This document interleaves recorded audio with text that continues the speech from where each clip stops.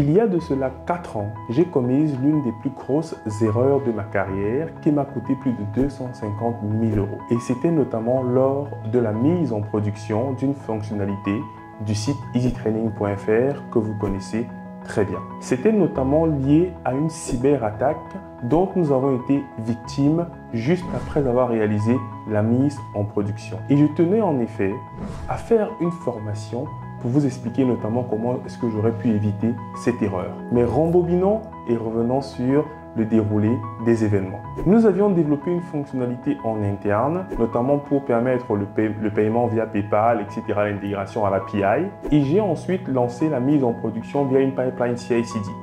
J'avais découvert le DevOps, je voulais que les choses aillent vite, je voulais déployer en continu rapidement et pouvoir scaler également rapidement. Donc, j'étais vraiment très à l'aise sur les thématiques DevOps. Et du coup, on a mis en place une pipeline qui a ensuite déployé la nouvelle fonctionnalité. Sauf qu'au niveau de la sécurité, et ça, j'étais au fait, il fallait en effet scanner notre site pour savoir s'il y avait des vulnérabilités dessus, etc. Et nous avions établi, avec l'équipe sécurité, de faire des audits une fois tous les 3 jours. Voilà, parce qu'on ne déployait pas forcément tous les jours. Sauf que dans cette fenêtre, entre le déploiement en production et l'audit qui devait avoir lieu, on a fait face à des attaques informatiques. Et je tiens à le redire ici, on voit beaucoup de chiffres sur Internet, notamment en termes de coûts liés aux attaques de cybersécurité. On parle même de trillions dans certains ouvrages, dans la littérature, etc. Alors, la problématique, c'est qu'en tant que tech, ce n'est pas quelque chose qui nous touche directement parce qu'on parle de chiffres tellement abstraits pour le commun des mortels. C'est pour ça qu'il y a des thématiques, en effet, qui ne me passionnaient pas forcément. Mais là, j'ai été confronté, j'ai été face à une problématique de cybersécurité dans la mesure où la feature que nous avions mis en place avait en fait des vulnérabilités intrinsèques liées aux librairies qu'on utilisait et aux dépendances. Et bien évidemment, les attaquants se sont rendus compte de ça. Même le plus petit site internet, parce qu'à ce moment-là, on était encore une toute petite boîte, il y avait quand même des scans de vulnérabilité qui étaient faits par des attaquants et qui les ont exploités. Alors, qu'est-ce qu'on a eu à perdre? Notamment, on s'est fait voler nos cours qui ont été ensuite republiés sur d'autres plateformes de façon illégale. Donc ça a eu un coût sur notre chiffre d'affaires.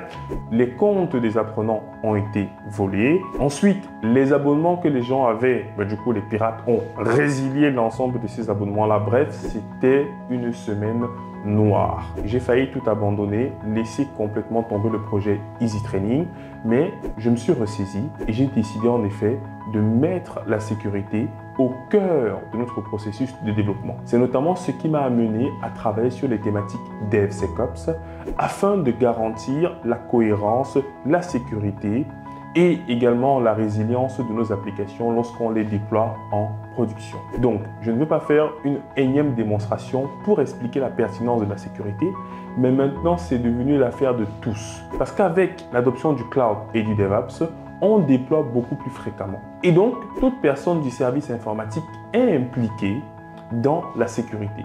Que je sois développeur, admin sys, admin réseau, SRE, DevOps, je dois absolument assurer la sécurité de ce que je livre. On est maintenant tous ensemble autour d'une même table avec les équipes sécurité et on n'attend plus forcément que la sécurité, malheureusement, qui arrive trop tard en aval, mais du coup constate en effet qu'il y a un problème de sécurité. Et j'ai donc décidé de mettre en place une formation pour vous former, pour vous édifier, pour vous donner les techniques nécessaires pour pouvoir sécuriser le développement et le déploiement de votre application. Afin de vous fournir le meilleur contenu nécessaire, j'ai travaillé sur cette formation avec Jordan Assouline, qui est un expert notamment sur la partie DevSecOps et qui travaille chez Google. Donc, il est ingénieur Google et c'était important aussi d'avoir son retour d'expérience quant au scénario de sécurité auquel il a pu être confronté. Donc, c'est vraiment une formation complète, les amis, qui va aider en même temps les développeurs, les administrateurs système, réseau, sécurité, parce que tout ce monde-là doit être impliqué en effet dans la sécurisation de la stack applicative qui de nos jours est souvent lié à du Docker, les pipelines avec GitLab, etc. Le but, c'est d'inclure la sécurité dès la conception de notre solution logicielle. Et lorsque nous allons designer dans le backlog notre nouvelle fonctionnalité, il faudra intégrer directement les aspects sécurité pour prévenir, pour se prémunir des problématiques sécurité trop tard. Afin de vous proposer le meilleur contenu à l'avènement du DevSecOps, j'ai travaillé avec Jordan comme indiqué et nous sommes partis sur la base de l'ouvrage excellent et que je vous recommande qu'il a publié aux éditions ENI. DevSecOps, développer et administrer vos services en toute sécurité. Et donc, ce plan, en effet, permet de répondre aux besoins des entreprises en termes de sécurité à l'avènement de tout ce qui est CI/CD, Cloud, Kubernetes, Terraform et tout le reste. Comment est-ce qu'on a structuré cette formation? Dans un premier temps, on a la partie présentation du cours, bien sûr avec les formateurs, donc moi et Jordan, qui lui est DevSecOps chez Google. Et ensuite, on parle des prérequis. Les prérequis pour cette formation, c'est notamment GitLab, donc notre cours GitLab, Docker et Kubernetes. On va s'appuyer en effet sur ces trois formations principales pour pouvoir sereinement évoluer dans le cadre de cette formation. Les stacks applicatifs aujourd'hui sont constitués essentiellement de conteneurs pour pouvoir faciliter la portabilité, la scalabilité et tout ce qui est lié à la résilience de l'application. Donc, c'est fondamental que vous ayez des bases dessus. Ensuite, nous allons parler du projet fil rouge. Vous avez déjà l'habitude dans les cadres des formations Easy Training. Au départ de la formation, on présente une problématique et la solution à cette problématique va être résolue dans chaque chapitre de la formation. Et on va donc partir d'un projet concret d'entreprise. Cette formation est à 90% pratique. Ce n'est pas un cours de sécurité où on va venir faire des fichiers Excel et réciter des normes. Non, vous allez mettre les mains dans le cambouis. Vous allez sécuriser effectivement l'application. Vous allez sécuriser les conteneurs. Et c'est fondamental que vous ayez effectivement des bases sur ces éléments-là. On va faire déjà un rappel sur le DevOps. Donc, on va revenir, c'est quoi les principes du DevOps, le framework Calm, comment est-ce que les équipes sont organisées à l'ère du DevOps. Et nous allons mettre en place un pipeline CI/CD pour montrer comment est-ce que nous, par exemple, à Easy Training, on avait mis en place notre pipeline et on était persuadé d'avoir touché le ciel, voilà, on avait tout cassé. Donc, globalement, on va mettre en place un pipeline CI/CD complet. On va partir du build de l'application, du conteneur, le test de l'application, le déploiement. Et après, on va se rendre compte qu'il y a une limite à l'approche, notamment qu'il y a à la sécurité.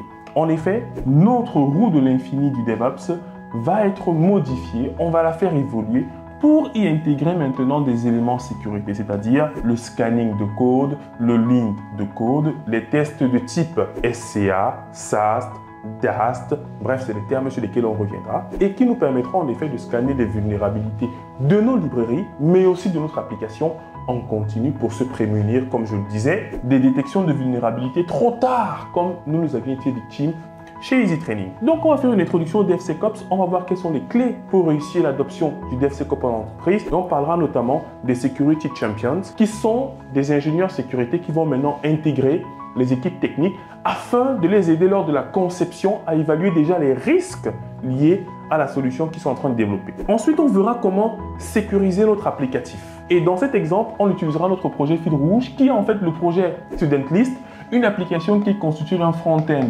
PHP et d'un back-end Python. Et on verra donc comment détecter les vulnérabilités de chaque élément. On verra comment détecter les vulnérabilités du middleware, du serveur d'application Apache qui va héberger notre serveur, donc notre application PHP.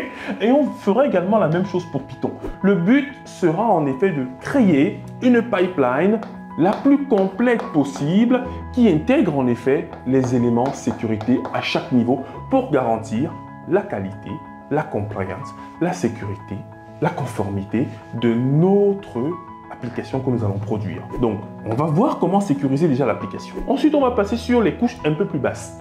Parce que ces applications modernes doivent être containerisées pour faciliter leur portabilité et leur déploiement. Donc, dans ce cadre-là, nous allons voir comment sécuriser nos applications qui tournent sur du Docker.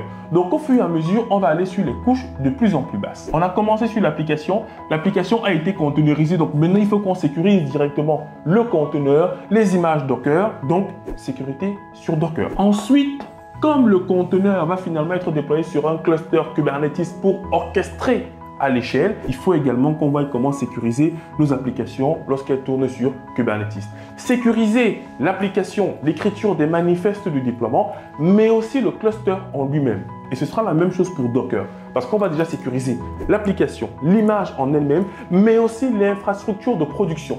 Donc, notre pipeline, en fait, va nous permettre, in fine, de déployer notre application sur une machine de production et ensuite lancer les scans de vulnérabilité. Ensuite, nous allons terminer en parlant de login et monitoring. C'est un élément qui est extrêmement négligé, mais c'est indispensable en production. Alors, négligé dans les petites entreprises. Mais attention, personne n'est plus à l'abri. Il y a encore de cela 4 ans, je pensais que la sécurité, c'était pour les grands groupes. Mais quand j'ai été victime, en effet, de ce piratage-là, ma vision a changé sur la sécurité et j'ai bossé vraiment sur la sécurité à fond. Donc, on va voir comment gérer les logs de nos applications, centraliser les logs de nos applications et nous allons voir comment monitorer parce que ça fait également partie du DevSecOps. On ne peut pas sécuriser quelque chose dont on ne comprend pas le fonctionnement, dont on n'a pas la possibilité d'extraire des logs. Parce que si vous voulez même définir des schémas de modèles de vulnérabilité ou de détection d'intrusion, il faut absolument que vous ayez récupéré les métriques liées en effet à votre application. Et comme je le dis encore, nous nous sommes basés avec Jordan sur ce livre-ci pour vous proposer vraiment quelque chose de qualité. Lui, il est expert sécurité, donc vraiment, j'ai pu avoir une vision globale de ce qu'il faut pour bien mettre en place un pipeline CI/CD complet et déployer une solution de monitoring et de login. Donc, en gros, à la fin de cette formation, vous serez capable dans votre entreprise, immédiatement après chaque ETP, d'implémenter cela sur le terrain. Et je pense que ça va énormément augmenter votre valeur ajoutée au sein des équipes parce qu'on a plus seulement besoin de bons développeurs, de bons sysadmins, de bons DevOps, de bons SRE. On a également besoin de développeurs qui est capable en effet de mettre en place une solution de sécurisation de ce qu'il a produit sous les recommandations de l'équipe sécurité qui va généralement donner les grandes lignes. Mais malheureusement, on se rend compte que les équipes sécurité ne sont pas souvent montées en compétence sur les technos les plus actuels. Ils sont restés dans l'ancienne façon de faire où on fait des recommandations, mais globalement, on ne sait pas comment implémenter. Donc la sécurité nous dit souvent, veuillez implémenter ceci, cela, mais en gros, ils ne savent pas comment le faire. Et c'est à nous de les aider parce que si on attend forcément la partie technique de la sécurité, ça ne marche pas. Sans vouloir trop en rajouter, après avoir subi cette cyberattaque, nous avons implémenté les principes du DevSecOps et depuis, on n'a plus eu de piratage. Alors, on est quand même victime de cyberattaques, mais maintenant que l'on prend en compte un certain nombre de paramètres en termes de vulnérabilité, etc. et de compromis, parce qu'il n'y a jamais le risque zéro, au moins on est au fait, lorsqu'on déploie notre application, lorsqu'on compile notre code, qu'il y a déjà des vulnérabilités intrinsèques auxquelles on n'a peut-être pas su répondre et on cherche d'autres moyens de mitiger cette vulnérabilité-là. Donc vraiment, c'est un cours qui est extrêmement pratique. Je vous recommande, même que vous ne soyez pas tech, si vous êtes ingénieur sécurité, il vous faut vous y mettre. Vous êtes développeur, vous devez apprendre comment sécuriser votre application. C'est devenu fondamental et ça représente le top 2 des priorités de nos jours dans les entreprises. Pourquoi? Parce que l'IT est devenu un point névralgique. Vous avez des entreprises où je vais faire des audits, etc. Et quand j'arrive, en fait, si le système informatique ne fonctionne pas, l'entreprise ne fonctionne pas. Parce que c'est devenu le cœur, la plateforme tournante de l'entreprise, des métiers de l'entreprise. Donc, peu importe le domaine dans lequel vous êtes, le logiciel est important et qui dit logiciel dit désormais sécurité et vous devez prendre cela en compte. Donc, je vous invite vraiment à prendre cette formation. Elle a été extrêmement bien enregistrée avec beaucoup d'amour, de passion et surtout de soif de transmission. C'était Diran Tafen, votre formateur passionné et je vous dis à très vite dans cette nouvelle formation sur Easy Training et je tenais à remercier Jordan pour son aide dans la préparation de cette formation.